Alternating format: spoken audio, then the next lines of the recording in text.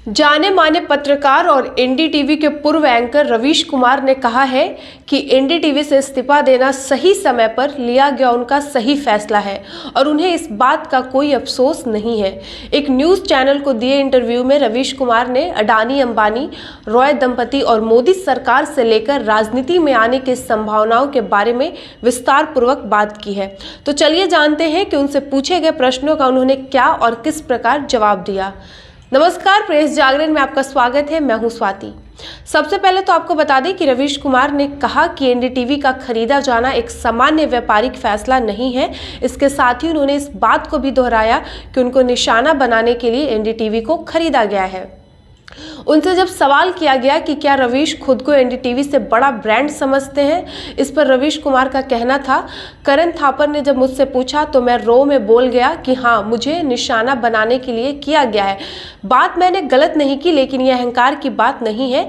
एक इंटरव्यू में अगर मैं गुस्से में बोल रहा हूं तो आप उससे तय नहीं कर सकते कि यह अहंकार की बात है।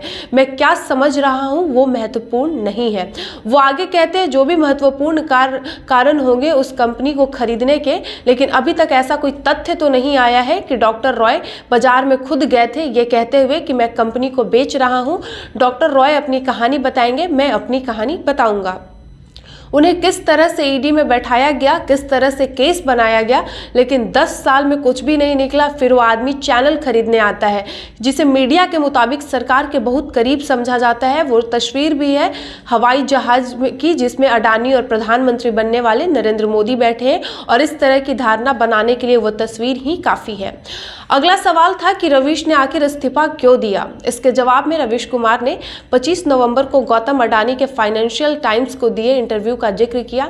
उस इंटरव्यू में अडानी ने कहा था कि सरकार की आलोचना कर सकते हैं, लेकिन सरकार अगर अच्छा काम कर रही है तो आपको उसकी तारीफ करने का भी गट्स होना चाहिए। रवीश कुमार कहते हैं, मैंने ये सोचा कि ये मेरे लिए एक एडिटोरियल निर्देश है। जिन्हें नहीं लगा वो आज वहाँ काम कर रहे हैं, मुझे लगा कि ये मेरी तरफ भी इशारा है। वो आगे कहते हैं कि बीच में लगता था कि ये देश कभी इतना कमजोर नहीं होगा, इसके उद्योगपति इतने बुज़दिल नहीं होंगे कि एक पत्रकार को बर्दाश्त नहीं किया जा सकेगा, लेकिन उद्योगपति भी डरपोक निकल गए। मेरे दरवाजे बंद हैं। अगर यूट्यूब जैसा कोई माध्यम नहीं होता तो मैं इस प्रोफेशन से 10 रुपये भी नहीं कमा सकता था। रवीश कुमार से जब पूछा गया कि टेक ओवर के बाद क्यों लगा कि काम की आज़ादी नहीं मिलेगी, तो उन्होंने बताया बात सिर्फ आज़ादी की नहीं थी। जो आदमी आ रहा है उसकी पहचान क्या है, बाजार में उसकी साख क्या है। आप कुछ भी हो सकते हो, लेकिन प्रणय रॉय तो नहीं हो सकते जिन्होंने टेलीविजन इंडस्ट्री इस देश को दिया। जो लोग प्रणय रॉय की जगह उस कंपनी में ले रहे हैं वो लोग कौन है? क्या मैं उनसे पत्रकारिता का लेक्चर सुनने जाऊंगा? उनके अनुसार इस्तीफे का कोई तय कारण नहीं होता है। अलग अलग इस्तीफों की अपनी नैतिक परिस्थितियां होती हैं।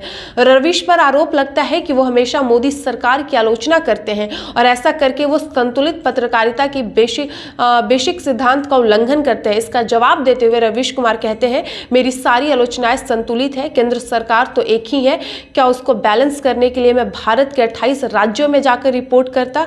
ये तो ज्यादती है। एक पत्रकार से आप उम्मीद करते हैं कि हर खबर वही करे ताकि वो खुद को संतुलित साबित कर सके।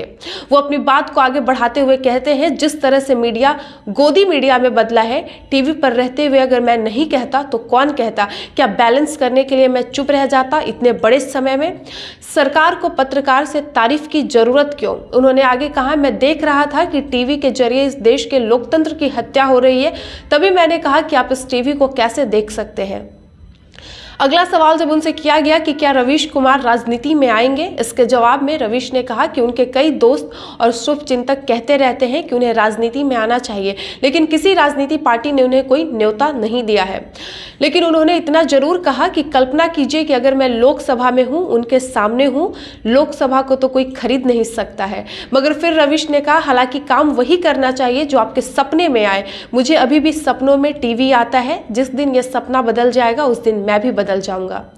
रवीश कुमार का अगला कदम क्या होगा? इसके जवाब में उन्होंने कहा कि दुनिया भर के लोग उनकी मदद के लिए आगे आए हैं। लोगों के समर्थन के कारण ही उनका यूट्यूब चैनल इतनी जल्दी इतना लोकप्रिय हो गया है।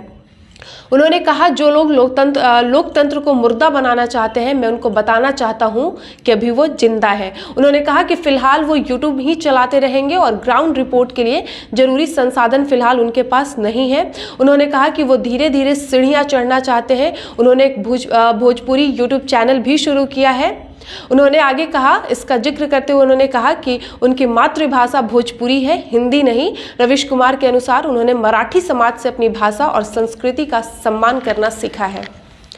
हमें उम्मीद है कि हमारा ये वीडियो आपको पसंद आया होगा। ऐसे ही तमाम खबरों के लिए देखते रहिए प्रेस जागरण। धन्यवाद।